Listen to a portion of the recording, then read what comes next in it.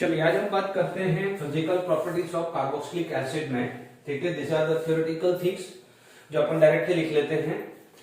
इसमें लिखा है aliphatic carboxylic acid up to 9 carbon are colourless liquid and room temperature with unpleasant order.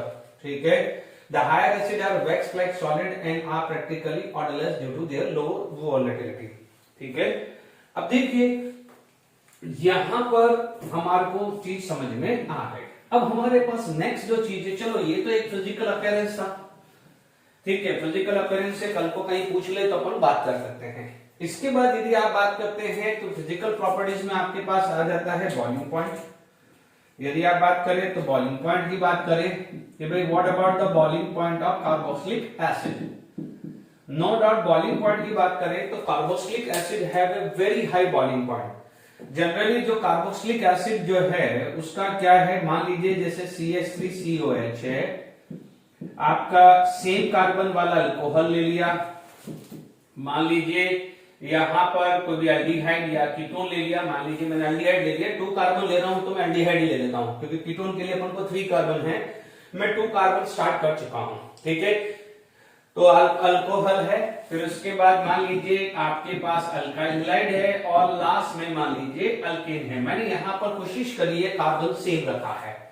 अब आप देखिए नो डाउट इसके अंदर H बॉन्डिंग आती है, that's why its boiling point is very high.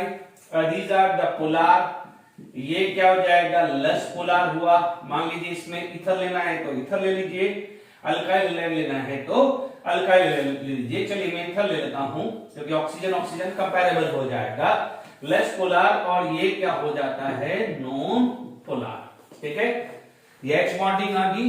इसके अंदर क्या होता है, H बॉन्डिंग तो होता ही है but dimer due to H bonding हो जाता है, इसकी वजह से इसका बॉइलिंग पॉइंट ज्यादा हो जाता है।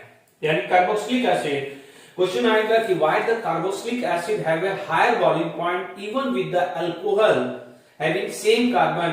ठीक है, तो आप बोलोगे simple logic, dimer due to the hydrogen bonding.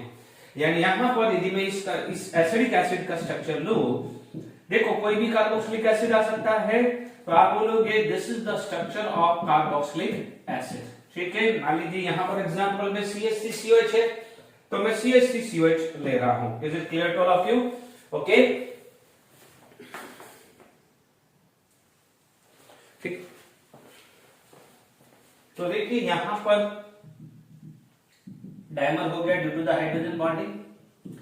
ठीक है, तो बॉइलिंग पॉइंट का ये ध्यान रखेंगे। यदि सेम कार्बोक्सिलिक एसिड है, मान लीजिए यहां पर, तो सबसे पहले बॉइलिंग पॉइंट का ये आ गया है if the functional group are same.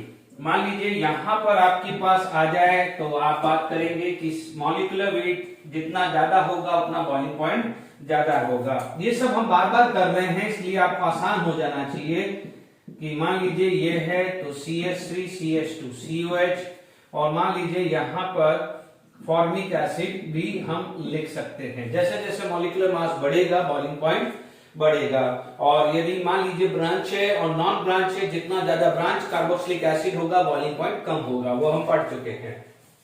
ठीक है, अब देखिएगा जैसे मान लीजिए यहां पर आपके पास CH3CH2CH2COH है और आप देखेंगे CH3CH, तो देखिएगा ब्रांच वाले का बॉइलिंग पॉइंट थोड़ा लेस हो जाता है। ठीक है, तो ये चीज अपन पढ़ चुके हैं। Boiling point directly proportional to intermolecular force of attraction, then boiling point is if functional group is same, तो boiling point is directly proportional to molecular weight. Third case, यदि फंक्शनल ग्रुप भी सेम है, molecular weight भी same है, then go for the branching, यानी boiling point is inversely proportional to number of branching, यानी जितना ज्यादा ब्रांच होगा उतना बॉइलिंग पॉइंट कम होगा। ये चीज अपन ऑलरेडी बात कर चुके हैं। यदि मान लीजिए मैं सॉलिबिलिटी की बात करूं, ठीक है, सॉलिबिलिटी इन वाटर की बात करूं, सॉलिबिलिटी इन वाटर की बात करूं, सॉलिबिलिटी इन वाटर की बात करूं, तो ध्यान दीजिएगा water can have a OH bond, carboxylic acid can have a OH bond, तो मिसिबल होगा। तो आप यहां पर लिख सकते हैं C1 से C4 कार्बन कार्बोक्सिलिक एसिड।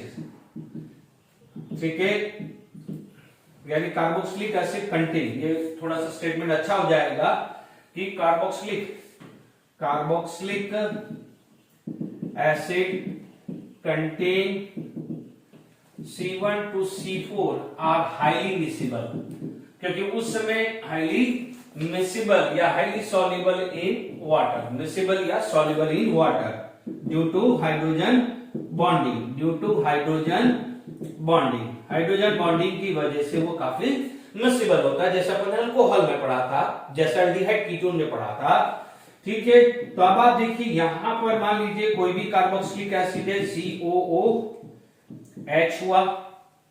ठीक है, तो यहां पर क्या हो जाएगा, RCOOH हुआ है। ठीक है, अब मान लीजिए यहां पर आपके पास कोई और आ गया है, HCC डबल बॉन्ड OR।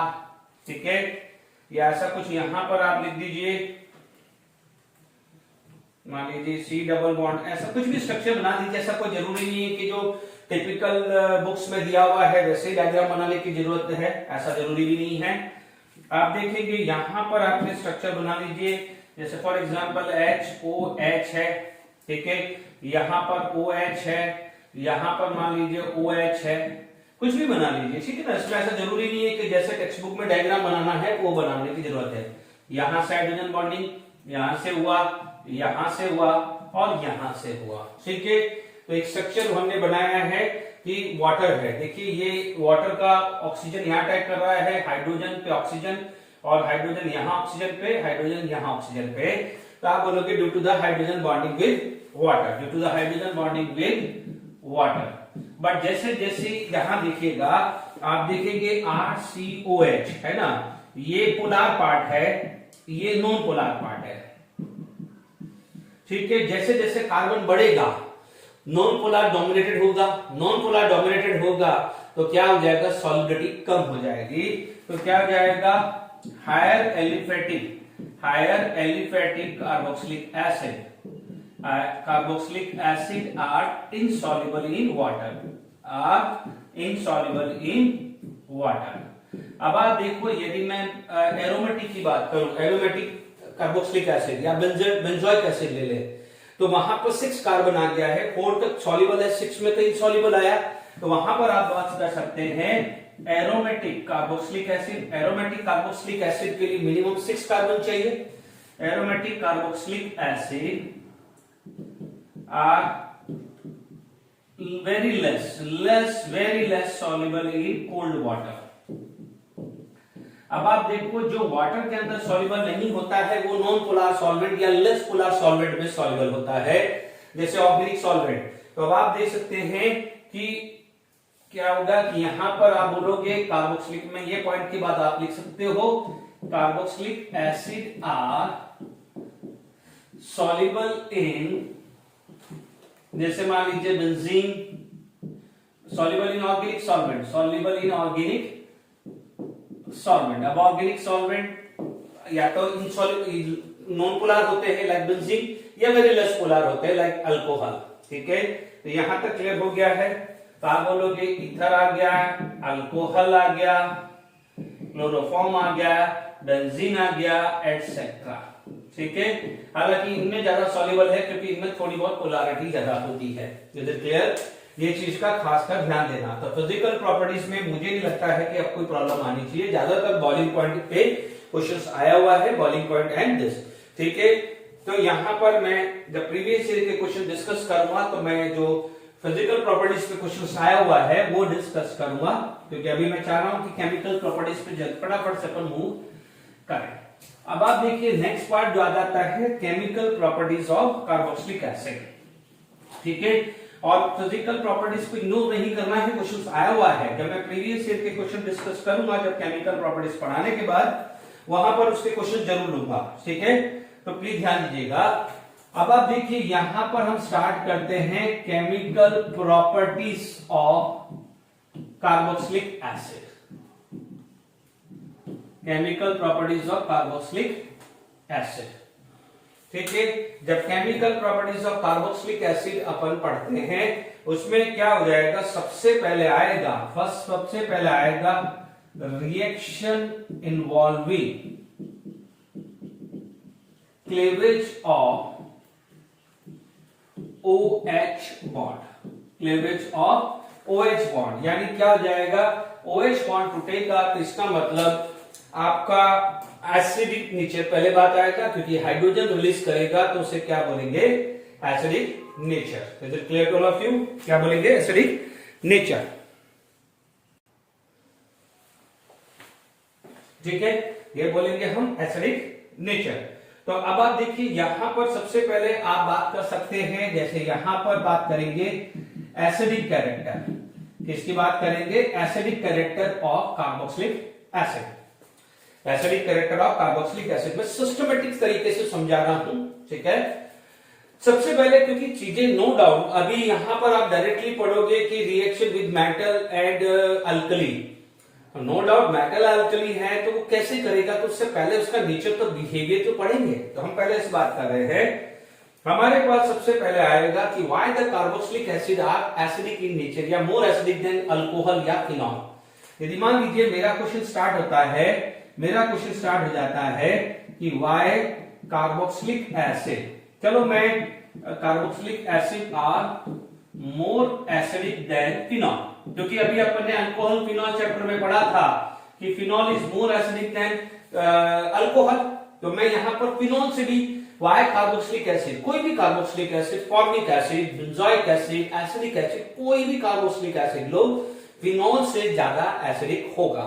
ठीक है, अब देखिए कार्बोक्सिलिक एसिड RCOH, ठीक है, it is going to be, चलो अपन को स्ट्रक्चर अपन बात करें तो देखिए यहां पर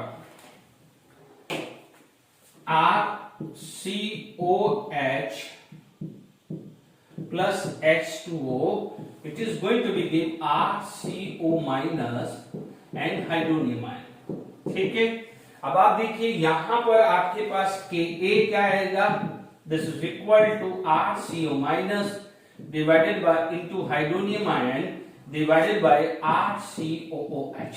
अब आपको चीजों को समझना है, हमने पढ़ा हुआ है Ka, ठीक है, दोनों तरीके से समझा रहा हूं, आयनिक इक्विलिब्रियम की बेस से भी समझा रहा हूं और जो जनरल ऑर्गेनिक केमिस्ट्री के कंसेप्ट से दोनों से समझा रहा हूं। अब आप देख लीजिए कि यदि आपका Ka मोर है, if Ka is more, if Ka is more, यदि Ka मोर है इसका मतलब क्यों Ka मोर हुआ है, क्योंकि ये ज्यादा होगा या ये ज्यादा होगा, दोनों, क्योंकि दोनों में यदि 1 मोल डिसोशिएट होता है तो 1 मोल ये भी प्रोड्यूस होगा, 1 मोल ये भी प्रोड्यूस होगा।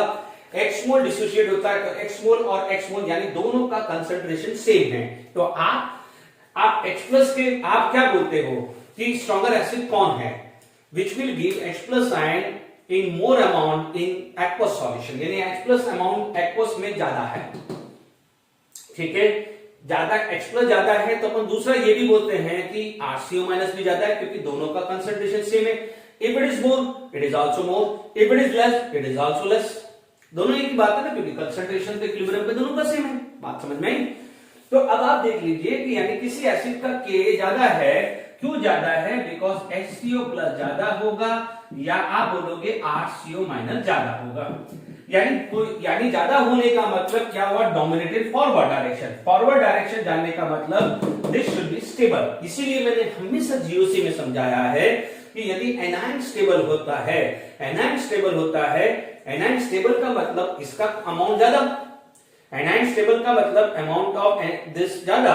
इफ इट इज मोर तो Ka इज मोर, जिसका Ka ज्यादा होता है वो ज्यादा एसिडिक होता है कि नहीं होता है, because we know that stronger acid का Ka is about to be infinite होता है। क्यों? क्योंकि सारा का सारा इसमें कन्वर्ट हो जाता है and it is going to be 0 for stronger acid. Stronger acid की बात कर रहा हूं, जबकि वीक एसिड का Ka कुछ न कुछ कैलकुलेट होता है, भले लेस वैल्यू क्यों ना हो। ये चीज अपन आयनिक इक्विलिब्रियम में भी पढ़ा हुआ है, जैसे K for acidic acid 1.8 into 10 की पावर -5 होता है, बट कभी भी KO ऑफ HCl H2 से अपन नहीं पढ़ा है, क्योंकि दिस इज 100% आयनाइज, यानी आप यदि Ka के टर्म में बोलना चाहते हैं तो Ka उनका इनफाइनाइट होता है। ठीक है, यहां तक समझ में आ गया आपको? ठीक है, अब आपको ये चीज समझ में आना है कि ये अपन को ज्यादा करना है। तो आप देख लीजिए एक वर्ड आता है pKa, केयरफुल रहना, pKa लेस होगा, ये गड़बड़ी मत करना है, क्योंकि कई बार क्वेश्चंस आपसे पूछेगा arrange the following in acidic order. ठीक है, arrange the following in Ka, यानी यहां पर pK कम होगा एज वेल एज pH क्या होगा, ज्यादा होगा। सॉरी पीएच यदि कम होगा, नॉट ज्यादा, पीएच लेस होगा। तो यदि आपसे मान लीजिए ये ध्यान रखने वाली है, या तो H प्लस या एसिडिक बोल देगा, या ऑर्डर ऑफ के बोल देगा, या ऑर्डर ऑफ पीके बोल देगा, या ऑर्डर ऑफ पीएच बोल देगा। ये ध्यान रखने वाली बात है। के ज्यादा का मतलब पीके कम, यानी जो स्ट्रॉन्गर एसिड होगा उसका के ज्यादा है तो पीके कम होगा। जो स्ट्रॉन्गर एसिड है उसका H प्लस अमाउंट ज्यादा होगा तो पीएच लेस होगा। ये be careful for that. Exam में जल्दबाजी में ऑर्डर गड़बड़ कर देते हैं, ठीक है। हाँ, फिर आप बोलते हो कि अरे यार ये हो सकता था, बट अनफॉर्चुनेट हमारा रॉन्ग हो चुका है। तो बी केयरफुल फॉर दैट। इसका मतलब अब हमारे पास चीज आएगी। अब आप देखेंगे ये चीज क्लियर हो गया है। यदि मैं इसमें बात करूं तो रेजोनेंस स्ट्रक्चर की बात करूं, रेजोनेंस स्ट्रक्चर कार्बोक्सिलेट आयन का, तो RCO माइनस, ठीक है। यहां पर क्या हो जाएगा, RCO माइनस, ठीक है। यहां पर आप देखेंगे this bond is going to be break. यदि आप देखेंगे तो ये बॉन्ड ब्रेक होगा। This is suppose to be a plus charge, plus and minus क्या होगा, बॉन्ड बन जाएगा। प्लस एंड माइनस क्या हो जाएगा, बॉन्ड बन जाएगा। तो this is going to be RCO minus and double bond O आ जाएगा, ठीक है। This is the resonance structure और इनका इक्विवेलेंट इसको बोलते हैं equivalent. This indicate resonance structure, तो इसका इक्विवेलेंट ये आता है RCOO और ये आया और माइनस चार्ज यहां से यहां चला गया, ठीक है। अब आप देखेंगे कि यहां पर नेगेटिव चार्ज किस पे है, ऑक्सीजन पे। यहां पर नेगेटिव चार्ज किस पे है, ऑक्सीजन पे, यानी सेम एटम पे नेगेटिव चार्ज है। इसका बोला जाता है equal resonating structure, equal resonating structure, ठीक है। तो इक्वल रेजोनेटिंग स्ट्रक्चर की है इसके अंदर, ठीक है। अब फिनॉल के अंदर क्या होता है, नॉन इक्वल रेजोनेटिंग स्ट्रक्चर, ठीक है। यदि मैं यही चीज फिनॉल की बात करूं तो इक्वल रेजोनेटिंग स्ट्रक्चर समझ में आ गया है। यदि मान लीजिए मैं फिनॉल की बात करूं, if I am talking about the phenol, ये कोई भी कार्बोक्सिलिक एसिड है, ये फिनॉल है, तो ये क्या हो जाएगा, फिनॉक्साइड आयन, ठीक है। अब मान लीजिए मैं रेजोनेंस ऑफ फिनॉक्साइड बनाता हूं, ठीक है। ध्यान दीजिएगा, रेजोनेंस ऑफ फिनॉक्साइड आयन, हालांकि अपन फिनॉल चैप्टर में पढ़ चुके हैं, फिर भी मैं फटाफट से बताता हूं। मैं पूरे रेजोनेंस नहीं बता रहा हूं, सिर्फ जो मुझे समझाना है वो देख लीजिए। पाई माइनस कॉन्जुगेशन मिल रहा है। 5 टाइप के कॉन्जुगेशन होते हैं, पाई पाई, पाई पॉजिटिव, पाई नेगेटिव, पाई लोन पेयर, पाई फ्री रेडिकल। तो यहाँ पाई नेगेटिव कॉन्जुगेशन आपको मिला।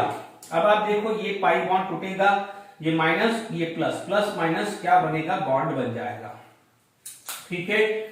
आप देखेंगे ये फटाफट से डबल बॉन्ड O, ये माइनस चार्ज आ रहा है, ठीक है। सिमिलरली ये पाई बॉन्ड यहां टूटा, ठीक है। तो आपको क्या हो रहा है, यहां पर आया है ये double bond minus double bond O, ठीक है। बार बार करते रहिए, क्योंकि माइनस प्लस बॉन्ड बनेगा, फिर वापस ये माइनस प्लस बॉन्ड बनेगा, यानी ये पाई बॉन्ड यू टूटा। जब ये पाई बॉन्ड टूटा तो आपके पास जो स्ट्रक्चर जो आएगा, डबल बॉन्ड, ये minus double bond O। Is it clear to all of you? अब आप देखो ये पाई बॉन्ड ये टूटा, जब ये पाई बॉन्ड टूटा तो प्लस माइनस वापस से बॉन्ड बना देगा। Is it clear? O minus, इसका इक्वल रेजोनेटिंग स्ट्रक्चर क्या हुआ है कि ये रोटेट हुआ है, पाई बॉन्ड रोटेट हुआ है। डन? अब देखो, here oxygen carry negative charge, here carbon carry negative charge, जबकि कार्बोक्सिलिक एसिड में दोनों नेगेटिव चार्ज ऑक्सीजन पे ही है, इसीलिए उसको इक्वल बोला। तो इसको क्या बोलेंगे, अनइक्वल रेजोनेटिंग स्ट्रक्चर, ठीक है। तो अब आप देखो, अपन लोग क्या बोलते थे कि resonance is dominated over hyper conjugation, ठीक है, and hyper conjugation is dominated over I effect, ठीक है। अब दोनों ही रेजोनेंस दे रहे हैं, तो resonating equal resonating structure dominate करेगा।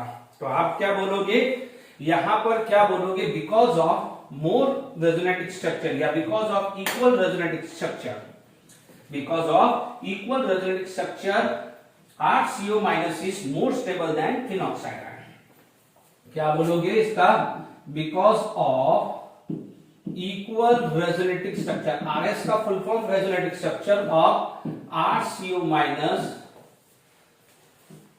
it is more stable than is more stable than phenol ion.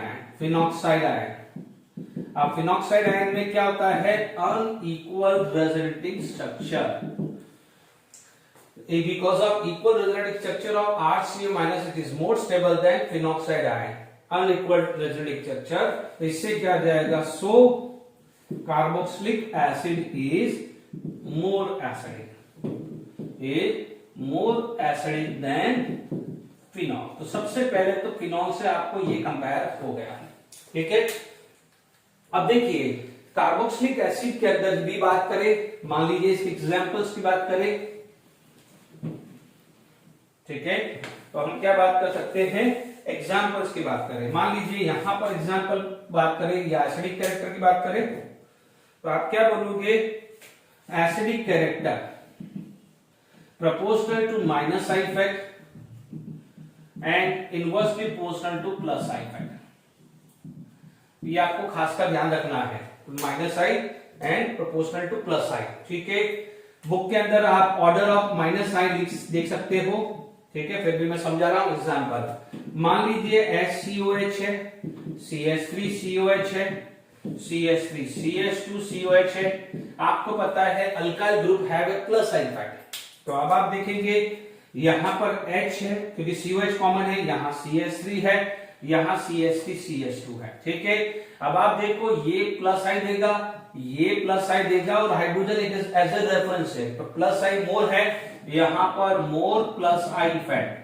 अब आप देखो जिसके अंदर प्लस आई इफेक्ट ज्यादा होगा एसिडिक कैरेक्टर कब होगा, क्योंकि देखिए प्लस आई इफेक्ट इलेक्ट्रॉन देता है, यानी यहां पर इलेक्ट्रॉन रिच होगा and electron rich are known as Lewis B. और जो इलेक्ट्रॉन विड्रॉइंग ग्रुप है वो क्या करेगा, यानी आप यहां पर भी स्ट्रक्चर बना सकते हो, जैसे मैं यहां पर एक स्ट्रक्चर बना देता हूं कि RCO-, ठीक है, और RCO-। अभी थोड़ी देर के लिए यहां R मत लिख दीजिए, यहां इलेक्ट्रॉन विड्रॉइंग ग्रुप और यहां पर इलेक्ट्रॉन रिलीजिंग ग्रुप लिख दीजिए, ठीक है।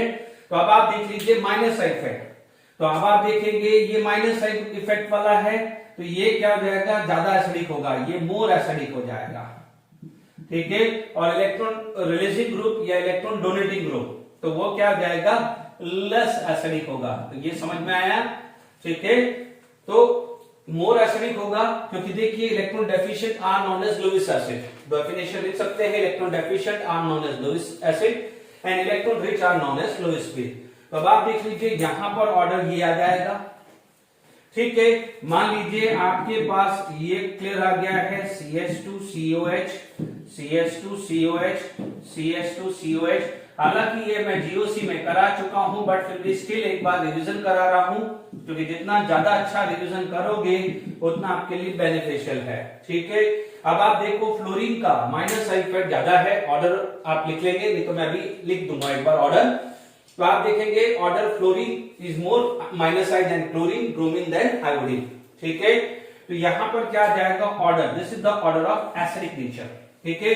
प्लस आई, इसमें प्लस आई ज्यादा है, इसमें क्या जाएगा, मोर माइनस आई इफेक्ट। तो जितना ज्यादा माइनस आई होगा उतना एसिडिक है, और जितना ज्यादा प्लस आई है उतना लेस एसिडिक है, यानी electron releasing group less acidic and electron withdrawing group more acidic, ठीक है।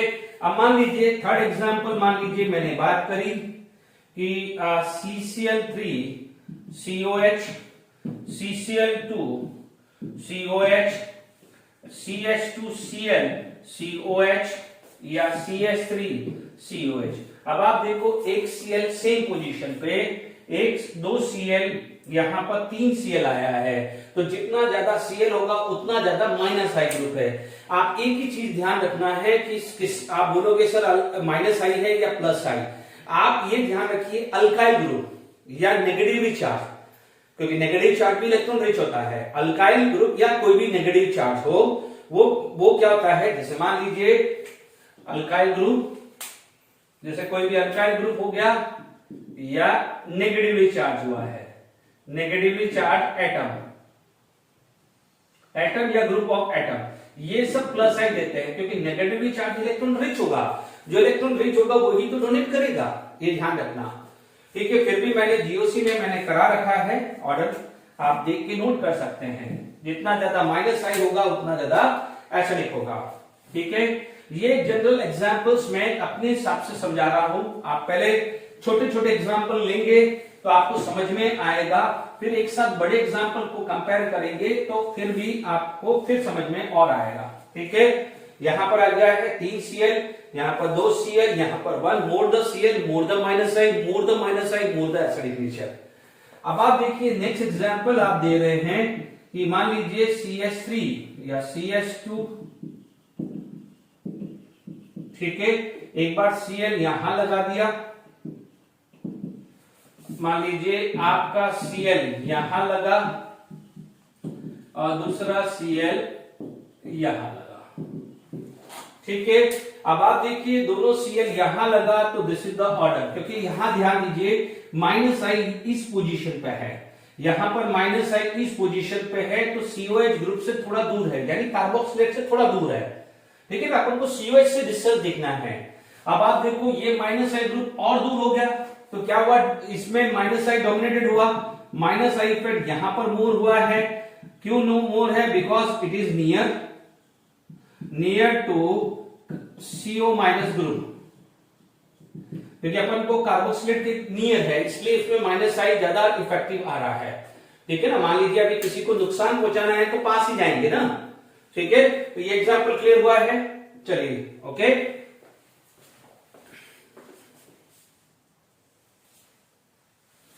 ठीक है, अब देखिए यहां पर आपको ऑर्डर लिखना है, order of minus side effect देखना है। हालांकि मैंने जीओसी लेक्चर में अच्छे से बहुत लंबा बताया हुआ है, पर यदि अपन सिंपल भी बिल्कुल सिंपल लेवल पे बात करें तो आप ले सकते हैं, मान लीजिए CF3 CCl3, ठीक है, NO2, ठीक है, CN आप ले सकते हो। Is it clear to all of you? यहां पर fluorine, chlorine, bromine, iodine and मान लीजिए फिनाइल ग्रुप आ गया। इसका मतलब अभी आप देखेंगे ये 4 एग्जांपल लिया था, बाकी एग्जांपल भी ले सकते हैं, नाइट्रो लगा सकता था फ्लोरीन की जगह, साइनाइड लगा सकता था, तो ये ऑर्डर आ जाता है।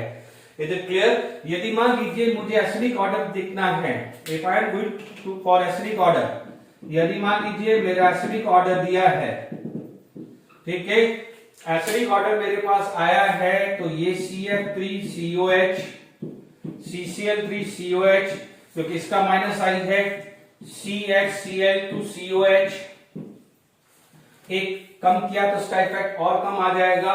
मान लीजिए यहां पर CH2COH, बट मैंने NO2 लगा दिया, CH2COH, मान लीजिए मैंने Cl लगा दी, ये चारों का भी मैंने एग्जांपल लिए हैं। ठीक है, यहां पर मान लीजिए CH2COH, मैंने फ्लोरीन लगा दिया, CH2COH, क्लोरीन, CH2, क्योंकि ये this order is given in NCERT book, तो ये पूछा जाएगा। हालांकि मैंने अभी ये 4 को कंपेयर किया था, ये मैंने 4 को कंपेयर किया था। Is it clear? यहां पर आ जाएगा फॉर्मिक एसिड, फिर आएगा बेंजोइक एसिड, फिर क्या आएगा, बेंजोइक एसिड, ठीक है, ओके, फिर C6H5 CH2। बच्चों ध्यान दीजिएगा, इसके अंदर माइनस आई है, बट इसके बीच में CH2 आने से इसका माइनस आई कम है, क्योंकि माइनस आई दूर चला गया है, दूर चला गया है। डिस्टेंस जितना दूर होगा उतना क्या है, एसिडिक कैरेक्टर कम होगा। ठीक है, यहां पर आप ले सकते हैं जैसे CH3COH।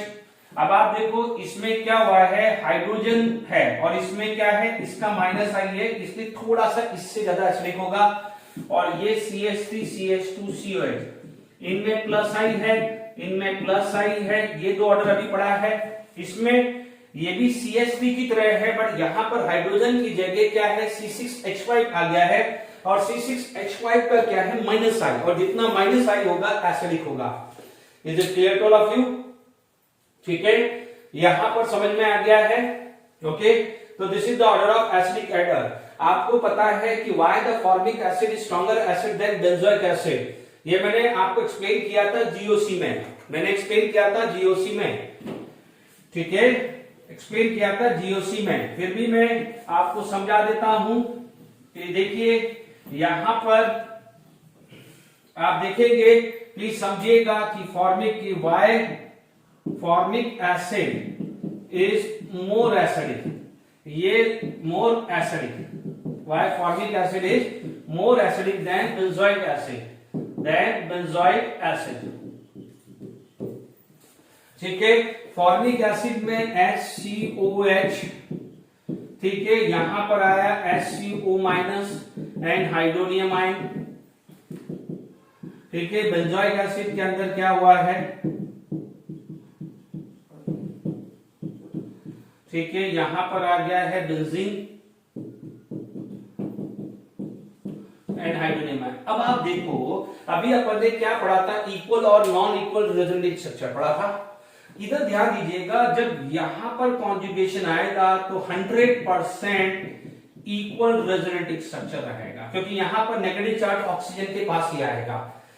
इधर क्या होता है, ये तो होता ही है, यहां से इधर भी आएगा, यानी इधर तो आएगा, यानी इधर जैसे ये है वहां पर भी है, वहां पर भी कोई कंट्रोवर्सी नहीं, ठीक है। अब कोई बच्चा बोलेगा कि सर इसके अंदर तो ये इलेक्ट्रॉन विड्रॉइंग ग्रुप है, इलेक्ट्रॉन विड्रॉइंग ग्रुप है, यानी उसका माइनस आई इफेक्ट है, तो आपके हिसाब से तो माइनस आई है, तो माइनस आई यानी वो फॉर्मिक एसिड से स्ट्रॉन्गर होना चाहिए, ठीक है ना, फॉर्मिक एसिड से स्ट्रॉन्गर होना चाहिए ना। यदि मैं मान लीजिए ये बोलूं, ये और ये, इसका माइनस आई इफेक्ट है, इसके हिसाब से यदि मैं माइनस आई को ही कंसिडर करूं तो इसके हिसाब से ये ज्यादा एसिडिक होना चाहिए, क्योंकि अभी अपन ने पढ़ा है।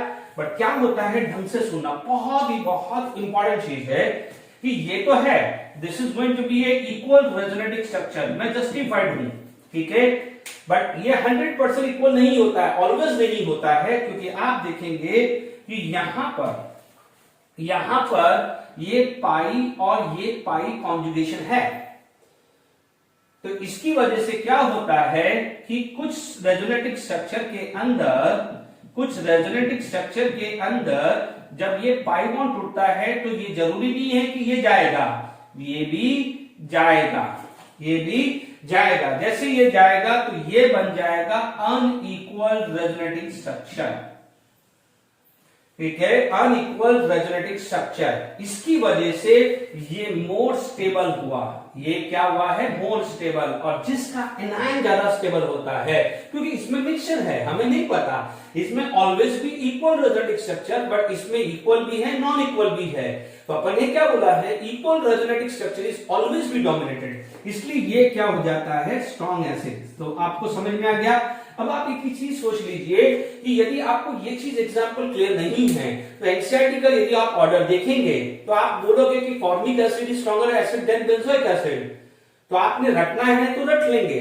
बट यदि वहीं आप कंसेप्चुअल बच्चा बोलेगा कि सर ने तो अभी समझाया है कि माइनस, अभी सर ने यहाँ पर पीएच लिखा था माइनस आई का ऑर्डर, ठीक है, और पीएच का माइनस आई है, हाइड्रोजन का कोई माइनस आई होता नहीं है, वो न्यूट्रल की तरह होता है, एंड माइनस आई ज्यादा होने की वजह से एसिडिक होता है, तो formic acid should be weaker acid than benzoic acid. But यदि कंसेप्चुअल बच्चा समझेगा तो ही क्लियर होगा, यहां पर इसका गड़बड़ी है, ठीक है, क्योंकि यहां पर आपका जो है इलेक्ट्रॉन डेंसिटी ज्यादा से ज्यादा कम होना चाहिए।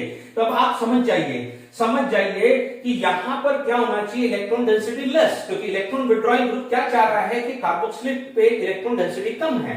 अब आप देखो, सपोज यहां पर दूसरे एंगल से भी समझाता हूं, यदि ये पाई बॉन्ड टूटा और ये वाला पार्टिसिपेट कर रहा है तो इस ऑक्सीजन के ऊपर जो इलेक्ट्रॉन है वो तो प्रेजेंट ही है, जबकि इसका इलेक्ट्रॉन क्या है, प्रेजेंट नहीं है।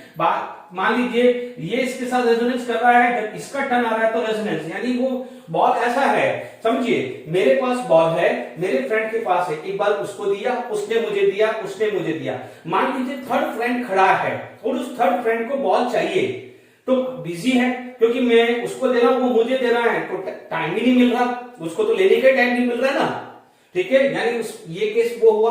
बट मान लीजिए कि एक बार मैंने बॉल उसको दी, ठीक है, या मान लीजिए मैंने किसी और को दे दी, ठीक है, या मान लीजिए जब यहां पर ये चीज पार्टिसिपेट कर रहा है तो यहां पर उसके पास इलेक्ट्रॉन डेंसिटी बची हुई है, तो ये रिच है, इस केस में रिच है, जब इस टाइप का कॉन्जुगेशन आ रहा है इसके ऊपर रिच है, और हमारे को क्या चाहिए, it should be electron deficient होना चाहिए। Is it clear to all of you?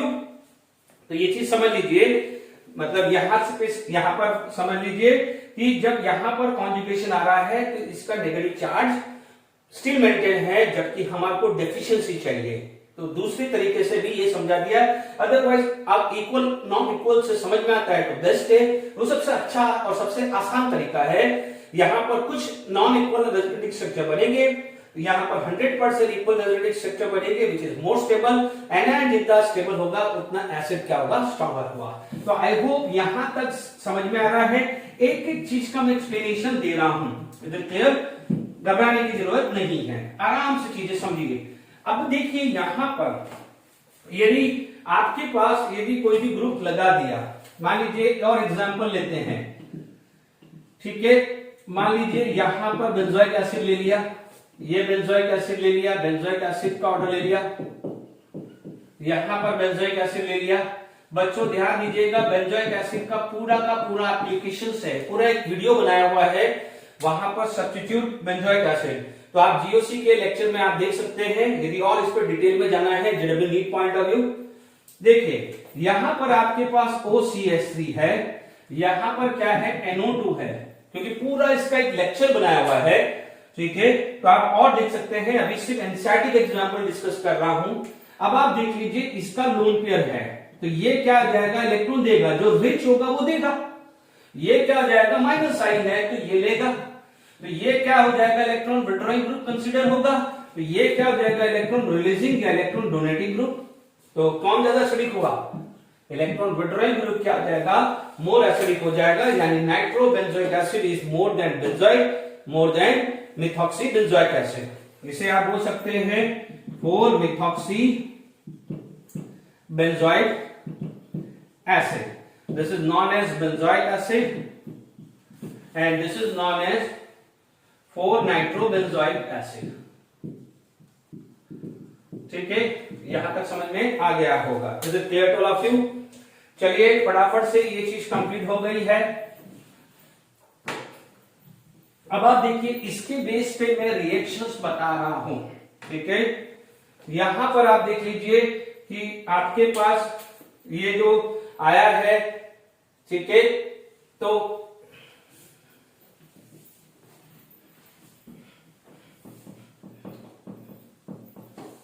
देखिए यहां पर आपके पास क्या आ जाएगा, reaction with metal and alkali,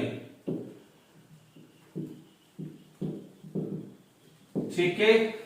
तो क्या है, आपको पता है RCOH जो है वो क्या करता है, ब्लू को रेड में कन्वर्ट करेगा, ब्लू लिटमस टू रेड में कन्वर्ट होगा, ठीक है।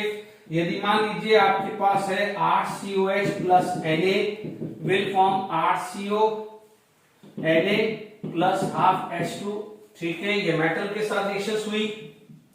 मान लीजिए RCOH plus NaOH will form RCONa plus water, alkali के साथ रिएक्शन हुई। RCOH plus calcium hydroxide will form RCO twice Ca plus water, यानी यहां पर न्यूट्रलाइजेशन प्रोसेस हो रहा है, ये बिल्कुल सिंपल है, ये alkali. RCOH plus sodium bicarbonate, तो this is going to be form RCONa plus water and CO2, जो फिनॉल नहीं कर रहा था। Phenol is not going to be neutralised by sodium bicarbonate या सोडियम कार्बोनेट, ठीक है।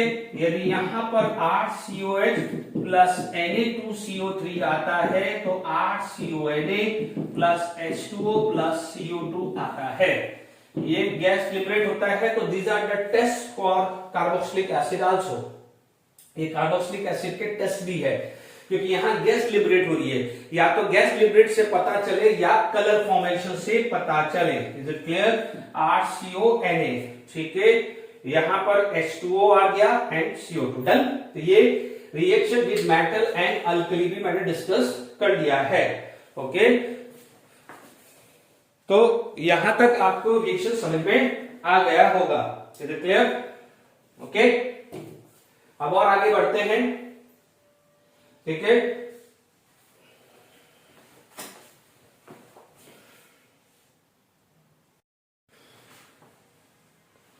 ठीक है, रिएक्शंस विद डायज़ोमीथेन कर लेते हैं। देखिए हमने अभी पढ़ा है, ये अल्कोहल में भी पढ़ा था, 8COH CH2N triple bond N plus minus, this is known as diazomethane. आपको पता है carboxylic acid H+ sign release करेगा, ये आएगा, this is going to be form RCO minus NCH3 N triple bond N plus charge. ठीक है, what happen, nitrogen ये अपना इलेक्ट्रॉन वापस लेगा, तो this is going to be attack, तो आपको क्या मिल जाएगा फाइनली RCOCH3 यानी ester plus this N2। Is it clear? यहां पर आपके पास मान लीजिए कोई भी एग्जाम्पल आ गया है, आप एग्जाम्पल लेके चलिए। ये कार्बोक्सिलिक एसिड बेंजोइक एसिड लिया, डायज़ोमीथेन, तो it is going to be form COCH3 plus N2, जिसको बोलेंगे मिथाइल बेंजोएट। मिथाइल बेंजोएट ये आ जाएगा बेंजोइक एसिड। ठीक है, तो आप ये रिएक्शन विद डायज़ोमीथेन हमारे पास हमने कंप्लीट कर दिया है। ठीक है, अब आप देखिए यहां पर हमारे पास नेक्स्ट जो केमिकल प्रॉपर्टीज आएगी, reaction involving cleavage of CO bond, यानी कार्बन और ऑक्सीजन के बीच में जो बॉन्ड है वो ब्रेक होगा। देखिए यहां पर आ जाएगा सेकेंड जो आ जाएगा, ठीक है, reaction involving cleavage of CO bond है ना, यानी COH बॉन्ड, यानी कार्बन और ऑक्सीजन के बीच में बॉन्ड जाएगा। ठीक है, अब आप देखिए इसके अंदर क्या हो जाएगा, सबसे पहले आपका जो रिएक्शन जो है ये आ जाएगा formation of anhydride, formation of anhydride, formation of anhydride हम पढ़ रहे हैं। ठीक है, कोई भी कार्बोक्सिलिक एसिड ले लीजिए, RCOH, आपने यहां पर P2O5 ले लिया, या जिसको आप बोल सकते हैं P4O10, बिकॉज P2O5 का डायमंड होता है P4O10, या आप लिख सकते हैं concentrated SO4, all are dehydrating agent, all are dehydrating agent. यहां से क्या हो जाएगा, वाटर रिमूव चला जाएगा, क्या हो जाएगा, वाटर रिमूव। सिंपल सी बात है, आपको स्ट्रक्चर मिलेगा RCO, ठीक है, प्लस वाटर। ठीक है, यहां पर क्या आ जाएगा, RCO दिस, इसे क्या बोलते हैं, acid anhydride, this is known as acid anhydride. ठीक है, ये भी कोई भी कार्बोक्सिलिक एसिड आप ले सकते हैं। अब आप देखिए यहां पर आप इसमें एग्जाम्पल 1 लेते हैं। ठीक है, एग्जाम्पल 1 में आप सबसे पहले आप लिखिए यहां CH3, यहां CH3, तो यहां पर आपके पास आ जाएगा CH3, जिसको आप बोलते हैं इथेनोइक एनहाइड्राइड, या कॉमन नेम बोल सकते हैं एसिडिक एनहाइड्राइड। ठीक है, एग्जाम्पल नंबर 2 ले लीजिए, यदि C6H5 ले लिया, तो C6H5 आ जाएगा, जिसे आप बोलोगे बेंजोइक एनहाइड्राइड। क्या बोलोगे, benzoic anhydride. Is it clear? अब आप देखिए यहां पर तीसरा एग्जाम्पल, यदि कल को यहां पर आपने फॉर्मिक एसिड ले लिया और कंसंट्रेटेड SO4 डाल दिया, ठीक है, फॉर्मिक एसिड और कंसंट्रेटेड SO4 आपने डाला, तो क्या होगा, यहां से वाटर रिमूव होगा, because these are dehydrating agent. ये सब क्या है, डिहाइड्रेटिंग एजेंट है। तो आपको जो प्रोडक्ट जो मिलने वाला है वो मिलने वाला है CO प्लस वाटर। क्या मिलने वाला है, CO प्लस वाटर। ठीक है, फॉर्मेशन ऑफ एनहाइड्राइड में आई होप समझ में आ गया होगा। ठीक है, अब देखिए नेक्स्ट जो चीज आ जाएगी, फॉर्मेशन ऑफ एस्टर, जिसको एस्टरिफिकेशन भी बोलते हैं। क्या बोलते हैं, एस्टरिफिकेशन। हालांकि अल्कोहल की केमिकल प्रॉपर्टीज में हम एस्टरिफिकेशन पढ़ चुके हैं। यहां पर आपको क्या मिलेगा, एस्टरिफिकेशन। ओके, जब यहां पर एस्टरिफिकेशन की बात आती है तो सबसे पहले हम इस पे पढ़ते हैं। एस्टर बनता है, देखिए यहां पर हमारे पास एस्टरिफिकेशन जो आ रहा है। ओके, तो हमारे पास यदि बात करें तो RCOH plus ROH concentrated H2SO4 can give RCOOR plus water.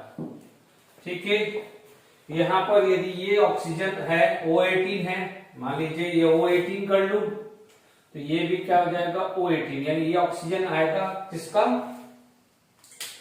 Alcohol का। ठीक है, यहां पर यदि आपको मैकेनिज्म देखना है तो आप ले सकते हैं, जैसे RC डबल बॉन्ड OOH, मान लीजिए H2SO4 है, प्रोटोनेशन है ना, तो ये ऑक्सीजन जाएगा, आप बोलोगे RCOH प्लस OH, यानी इन शॉर्ट पाई बॉन्ड रुकने जा रहा है, O माइनस यहां जाएगा प्लस। अब आप देखिए यहां पर अल्कोहल है, दिस अल्कोहल ORH, ये अल्कोहल का जो लोन पेयर है वो अटैक यहां करेगा। ठीक है, क्या करेगा, ये अटैक यहां करेगा,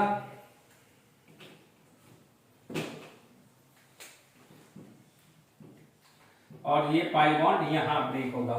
ठीक है, जब ये पाई बॉन्ड ब्रेक होता है तो आपके पास सिचुएशन RCOH, ठीक है, यहां पर आएगा ORH प्लस और OH आएगा। डन।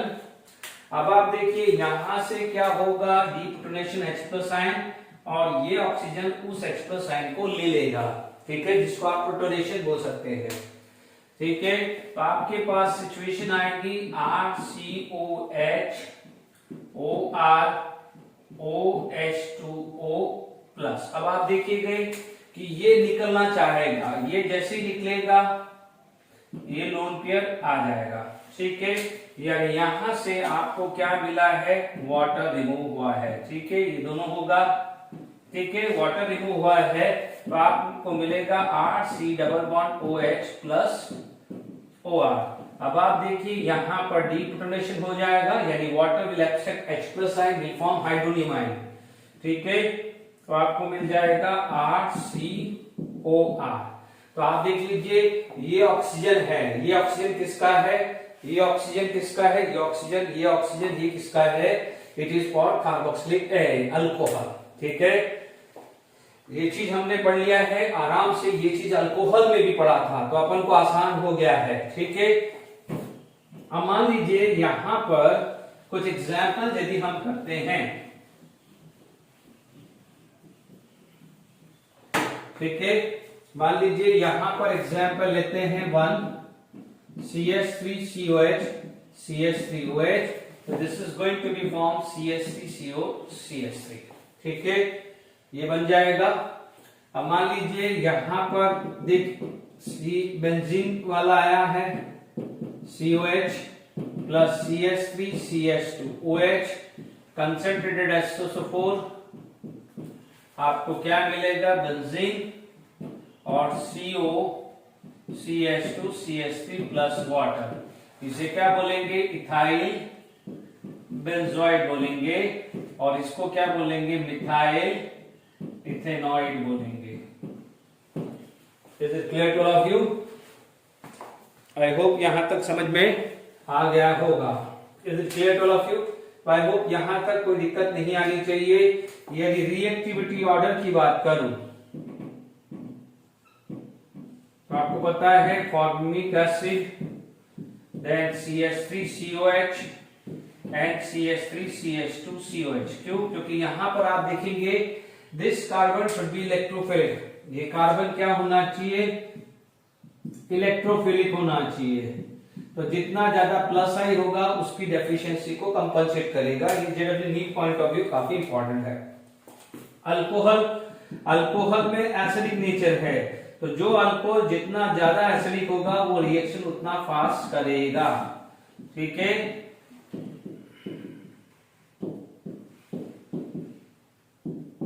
ठीक है, जो जितना अल्कोहल एसिडिक होगा, ये हम अल्कोहल में भी पढ़ चुके हैं, ये अल्कोहल के टाइम भी हम पढ़ चुके हैं। Is it clear to all of you? Okay, तो यहां पर हमने ये सारी रिएक्शंस करी है। ओके, अब देखिए नेक्स्ट जो आ जाता है, ठीक है, यहां पर एक आध और क्वेश्चंस देख लेते हैं, फिर वाइंड अप करते हैं, क्योंकि अभी इस लेक्चर के अंदर तो कंप्लीट नहीं हो पाएगा। बाकी PCl3 PCl5 यानी 2 रिएक्शंस और रह जाती है। ठीक है, तो we will take in next session, लगेंगे नेक्स्ट लेक्चर में उसको कंप्लीट कर लेते हैं। ठीक है, अब देखिए यहां पर मान लीजिए और एग्जांपल आप लेते हैं एसिडिफिकेशंस या कुछ भी जो अभी तक हमने पढ़ा है। ठीक है, आप मान लीजिए यहां पर CH3COH प्लस CH3CH2COH और आप P2O5 लेते हैं। नो डाउट यहां पर आपको मल्टीपल प्रोडक्ट मिलेगा। नो डाउट आप ये बोलोगे कि this is going to be form ethanoic and propanoic anhydride. Major यही हो सकता है, बट साथ में एसिडिक एनहाइड्राइड और प्रोपेनिक एनहाइड्राइड भी बाय प्रोडक्ट आएगा, ये भूलना मत। ठीक है, मान लीजिए यहां पर यहां पर फॉर्मिक एसिड लिया और मान लीजिए CH3CH2OH लिया है, एंड यहां पर आपने भी H2SO4 लिया कंसंट्रेटेड, तो this is going to be form this. ठीक है, गलती मत करिएगा। और यदि यही चीज, ठीक है, यहां पर क्या आ जाएगा, वाटर आ जाएगा। ओके, ये जो मैंने पढ़ा है इसका रिवीजन मैं करवा रहा हूं। ओके, तो आई होप यहां तक समझ में आ गया होगा। ठीक है, मान लीजिए ये बेंजोइक एसिड है, ये फिनॉल है,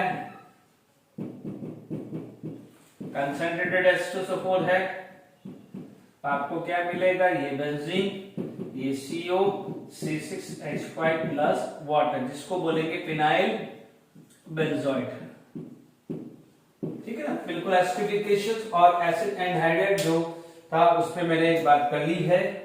ठीक है, हमने आज के लेक्चर में फिजिकल प्रॉपर्टीज, केमिकल प्रॉपर्टीज में एसिडिक कैरेक्टर और कुछ क्लेवेज ऑफ CO बॉन्ड में हमने 2 पढ़ लिया है, acid anhydride formations, ester formations, और फिर नेक्स्ट क्लास में amide formation as well as acid chloride formations पढ़ेंगे। Till then enjoy, thank you very much.